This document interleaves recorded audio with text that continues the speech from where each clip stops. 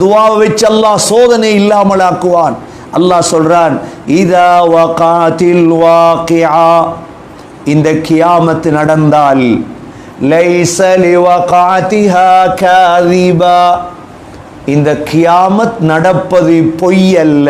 அல்லாஹ் சொல்றார், பொய்ன்னு நினைச்சிராதீங்க, இந்த கியாமத் நடப்பது பொய் அல்ல, கியாமத் நடந்தே தீரும். அந்த கியாமத் நடந்தால் காஃபிதத்துர் ராஃபிஆ, காஃபிதத்துர் ராஃபிஆ, காஃபிதா ராஃபிஆ, உலகத்தில் மார்க்கம் இல்லாமல் உயர்த்தப்பட்டவர்கள் தாழ்த்தப்படும் நாள். உலகத்தில் உங்களுக்கு தெரியும், மார்க்கம் இல்லாதவர்கள் எல்லாம் உயர்த்தப்படுற காலம் உலகம். பணம், பட்டம், பதவி, இதை வச்சு மக்கள் உயர்த்துவாங்க. இவர்களெல்லாம் கியாமத்தில் தாழ்த்தப்படும் நிகழ்வை பார்க்கலாம். அதே சமயம் உலகத்தில் மார்க்கத்தோடு வாழ்ந்து தாழ்த்தப்பட்டவர்கள் உயர்த்தப்படும் நிகழ்வையும் பார்க்கலாம். இன்றைக்கு எல்லோரும் சொல்றதுதான், எங்கள்கிட்ட மார்க்கம் இருக்குது, ஆனா பணம் இல்லை, மக்கள் மதிக்கிறாங்க இல்லை. அல்லாஹ் உங்களை ராஃபிஆ மதிப்பான், உயர்த்துவான் இன்ஷா அல்லாஹ். அல்லாஹ் அர்ஷுடைய நிழல்ல வைப்பான் 7 பேரை. அதில் ஒன்றுதான் வரஜுலுன் கல்புஹு முஅல்லகுன் பில் மஸ்ஜித், அவருடைய கல்பு பள்ளியோட கனெக்ஷன், பள்ளிய அவருக்கு விடையல, கல்பு பள்ளியோடே தொடரும். அல்லாஹ் உயர்த்துவான். காஃபிதத்துர் ராஃபிஆ, இப்ப அல்லாஹ் சொல்றான், இதா ருஜ்ஜத்தில் அர்து ரஜ்ஜா, கியாமத்துடைய நிகழ்வுல ஒன்றுதான், இந்த பூமி வேகமாக உசுப்பப்படும். இதா ருஜ்ஜத்தில் அர்து ரஜ்ஜா, இந்த பூமி மிக வேகமாக உசுப்பப்பட்டால், வபுஸ்ஸத்தில் ஜிபாலு பஸ்ஸா, மலைகள் எல்லாம் இருந்த இடத்தை விட்டு நகர்ந்துரும். எவ்வளோ சகோதரர்களே அபாயகரமான நிகழ்வுகளை பார்க்க இருக்கிறோம். சின்ன சின்ன நிகழ்வுகளுக்கு ஈமானை விட்டுட்டோம்டா, சின்ன சின்ன நிகழ்வுகளுக்கு ஒரு முடியை பார்த்து தண்ணியில் போட்டு குடிச்சிருவோம்டா, தஜ்ஜால் வந்தா காலம் மோந்துருவோம். தஜ்ஜால் வரும் பொழுது பின்னால தண்ணியும் வரும், நெருப்பும் வரும். மௌலைமார நம்பர் எடுத்து போன் பண்ணி கேட்க போறீங்களா, எதுல பாய் ஹசரத்? ஒன்றும் கேட்கலாது. தஜ்ஜாலுக்கு பின்னால் நெருப்பும் வரும், தண்ணியும் வரும். எதுல பாயணும்? நெருப்புல தான் பாயும். எவ்வளோ ஈமான் இருக்கும், எவ்வளோ ஈமான் இருக்கும். ஒரு முடியை வச்சுட்டு, ஒரு முடிங்கிறதே புதைக்கிற சாமான். இஸ்லாமிய ஷரியத்தில் முடிங்கிறது புதைக்கிறது. முடி தண்ணியில் போட்டு குடிக்கிறதல்ல முடி. அதிலே எங்கட பெண்கள் ஈமானை விட்டுட்டாங்கண்டா.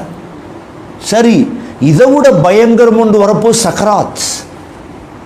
சில இமாம் குர்துபி ரஹிமஹுல்லா பதிவு செய்கிறாங்க, சக்கராத்தில் ஷைத்தான் எங்கட வாப்பட உம்மட தோற்றத்தில் வருவான். ஷைத்தான் உருவம் மாறையிலும் வாப்பாட தோற்றம் இல்லாட்டி உம்மட தோற்றத்தில் வந்து ஷைத்தான் சக்கராத்தில் சொல்லுவான், முத் யஹூதியன் அவ் நஸ்ரானியா, யஹூதியா மௌத்தாகு, நஸ்ரானியா மௌத்தாகு. எவ்வளோ இக்கட்டான கட்டம். இப்போ ஹசரத்மாரு கால் பண்ணி கேட்கிற கட்டமா இது? முஃப்திக்கு கால் பண்ணி கேட்கிற கட்டமா இது? முடிவெடுக்கிற கட்டம். நீ ஷைத்தான், நீ விலகு, நான் கலிமாவோட மௌத்தாக போறேன். அதனால சகோதரர்களே, ஈமான் உறுதியா இருக்கும். என்ன நடக்கட்டும் உலகத்தில் ஈமான உற்றப்படாது. எப்ப ஈமானும் அமலும் சமூகத்தில் குறையுமோ அப்பதான் அல்லாஹ்ட தண்டனை. எது வரட்டும் உலகத்தில் ஈமான விற்றப்படாது, அமல விற்றப்படாது. அதனால அல்லாஹ் எதிர்காலத்தில் நடக்கக்கூடிய நிகழ்வுகளில் பயங்கர நிகழ்வாக வபுஸ்ஸத்தில் ஜிபாலு பஸ்ஸா, மலைகள் எல்லாம் தௌடு பொடியாக ஆக்கப்படும். فَكَانَتْ هَبَاءً مُنْبَثًّا, அப்படியே தூசி போல பறக்கும். ஹபா ஹபா ஹபா என்றா நெருப்புல பறக்குமே, அது போல தூசி போல மாறிடும். فَكَانَتْ هَبَاءً مُنْبَثًّا. இவ்வளோ பயங்கரமான நாள்ல அப்ப குர்ஆன்ல இப்படி எல்லாம் வந்துச்சின்னு சொல்ல நேரம் இல்லை சகோதரர்களை. இப்ப சொல்லிக் கொள்ளும் நல்ல நேரம் இருக்குது. நல்ல அல்லாஹ் பத்தி பேசலாம், நல்ல குர்ஆனை பத்தி பேசலாம், இஸ்லாத்தை பத்தி பேசலாம். மக்கள் கேட்கிற காலம் இது, ஒதுங்கியிருக்கிற காலம் அல்ல. முசாபா தான் செய்யப்படாது, பேசலாம். கைதான் கொடுக்கப்படாது, கொரோனா வரும், பேசலாம், கதைங்க. நல்ல நேரம், மக்களுக்கு உதவி இல்லாத நேரம், நாடு முடிஞ்சு மக்கள் நிராசை அடைஞ்ச நேரம். பேசுங்க அல்லாஹ்வை பத்தி, பேசுங்க குர்ஆனை பத்தி. குர்ஆன்ல இப்படி எல்லாம் இருக்குதுண்டா பெரட்டுறாங்க. நாங்க பேசியிருக்கிறோம், பேசிக்கொண்டிருக்கிறோம், எங்களை தேடி வாராங்க, பேசுறோம். பேசினா கேட்கிறாங்க, எவ்வளவு தெரிக்குது குர்ஆன்ல, எடுத்து காட்டுறோம், ஆச்சரியம் அடைகிறாங்க. நாங்க சொல்றோம் அவங்கள பார்த்து, எங்களோட சகோதரர்களை பார்த்து சொல்றோம், இதெல்லாம் சின்ன சின்ன நிகழ்வு, பயங்கரமான விடயம் எல்லாம் எதிர்காலத்தில் வர இருக்கு. நாங்க சூனியக்காரர்களும் அல்ல, மந்திரவாதியும் இல்லை, குர்ஆனுக்கு இருக்குது. இது சொல்லுங்க. சொல்ல தவறிட்டோம் சகோதரர்களே. அல்லாஹ் சொல்றான், இவ்வளோ பயங்கரமான நாளையில் தான் வகுந்தும் அஸ்வாஜன் ஸலாஸா, முழு மனித சமூகத்தையும் நாங்கள் மூன்றாக பிரிப்போம். எத்தனையா பிரிப்போம்? மூன்றாக பிரிப்போம். வகுந்தும் அஸ்வாஜன் ஸலாஸா. முதல் கூட்டம் யாரு? فَأَصْحَابُ الْمَيْمَنَةِ مَا أَصْحَابُ الْمَيْمَنَةِ. முதல் குரூப்புடைய பேரு அஸ்ஹாபுல் மைமனா, வலது கூட்டத்தார். அடுத்த கூட்டம், இரண்டாவது கூட்டம் وَأَصْحَابُ الْمَشْأَمَةِ مَا أَصْحَابُ الْمَشْأَمَةِ. இடது கூட்டத்தார். இடது கூட்டத்தார்னா யார்? இப்ப அல்லாஹ் தெளிவுபடுத்த போறார். மூன்றாவது கூட்டம் வஸ்ஸாபிகூன ஸாபிகூன், நன்மைகளில் போட்டி போட்டு முந்தியவர்கள். சாபிகூன்டா யாரு? நன்மையில போட்டி போடுறது, ஒரு ஆள் முந்துறது. அப்ப விவிஐபி நன்மைகள். இந்த மூன்று கூட்டம் அல்லாஹ் அஸ்ஹாபுல் மைமனான ஒரு கூட்டம், இது விஐபி, இவங்க விஐபி. ஏன்னா இதை விட முந்தின கூட்டம் தான் யார்? சாபிகூன், விவிஐபி. அப்ப சாபிகூன் தான் முதல் கூட்டம் சொர்க்கத்துக்கு போறது. அடுத்த கூட்டம் அஸ்ஹாபுல் மைமனா, மூணாவது கூட்டம் அஸ்ஹாபுல் மஷ்அமா. இந்த மூன்று கூட்டத்தையும் தான் அல்லாஹ் இந்த சூரத்துல் வாக்கியாவில் தெளிவுபடுத்துகின்றார். இதில் அல்லாஹ் இந்த சாபிகூன் என்றா யார்? உலாஇகல் முகர்ரபூன், உலாஇகல் முகர்ரபூன், அவர்கள்தான் அல்லாஹ்வுக்கு மிக நெருக்கமானவர்கள். முகர்ரப், அல்லாஹ்வுக்கு மிக நெருக்கமானவர்கள் அவர்கள்தான். உலாஇகல் முகர்ரபூன். சகோதரர்களே, வாழ்க்கையுடைய இந்த காலத்தில் அல்லாஹ்வை நெருங்கோம். அல்லாஹ்வுடைய குர்பு, நெருக்கத்தை அடைய அடைய அடைய அவருடைய பேர் அவுலியா. அவருடைய பேர் என்ன? அவுலியா. நெருக்கம், அல்லாஹ்வோட பேசுறது. நபி ஸல்லல்லாஹு அலைஹி வஸல்லம் அஹ்மத் முஆத் பின் ஜபல் ரலியல்லாஹு அன்ஹு மூலமா அறிவிக்கிறாங்க, நபி ஸல்லல்லாஹு அலைஹி வஸல்லம் இந்த ஆயத்தை ஓதினாங்க. ஓதிட்டு வஅஸ்ஹாபுல் யமீனி மா அஸ்ஹாபுல் யமீன் வஅஸ்ஹாபுஷ் ஷிமால், ரெண்டு ஆயத்தையும் ஓதிட்டு நபியோங்க கையால் ரெண்டு அள்ளி சொன்னாங்களாம். ஹாதிஹி லில் ஜன்னதி வலா உபாலி வஹாதிஹி லின்னாரி வலா உபாலி.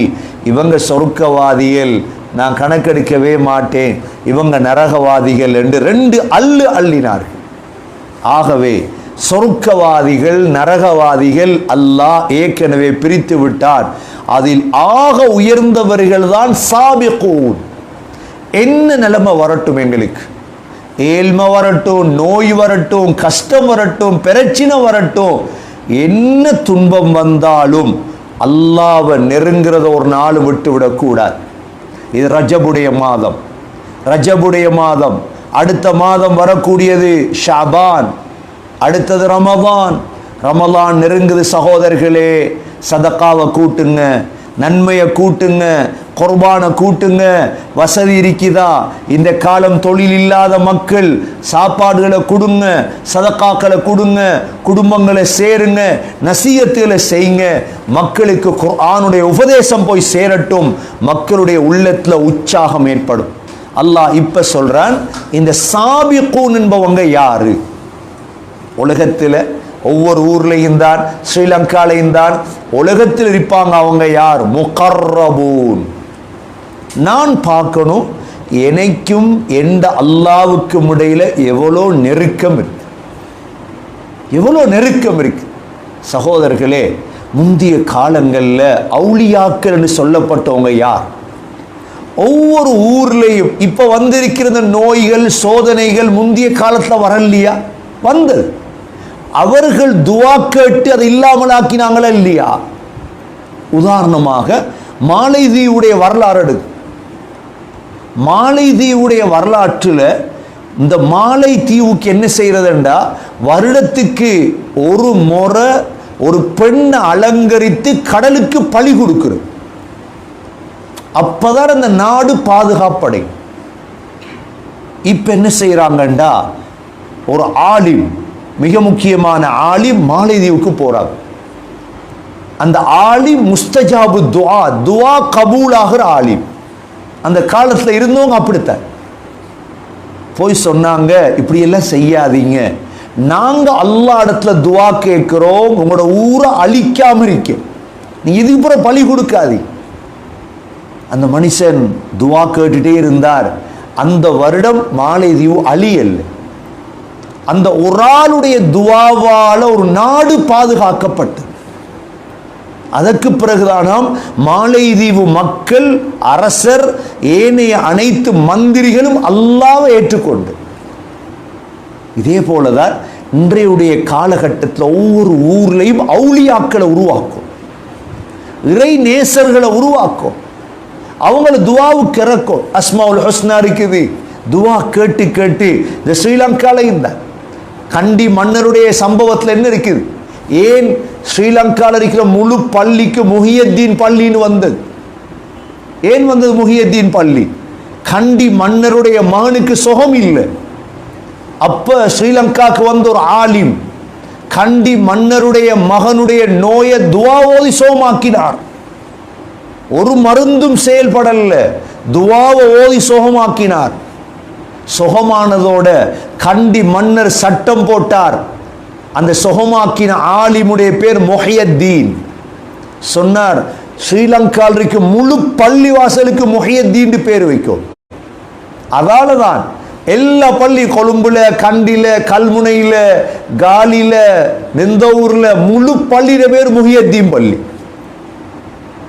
முஹியத்தீன் அப்துல் காதர் ஜீலானி வரல ஸ்ரீலங்கா. முஹியத்தீன் அப்துல் காதர் ஜீலானி அவர் பக்தாதுல.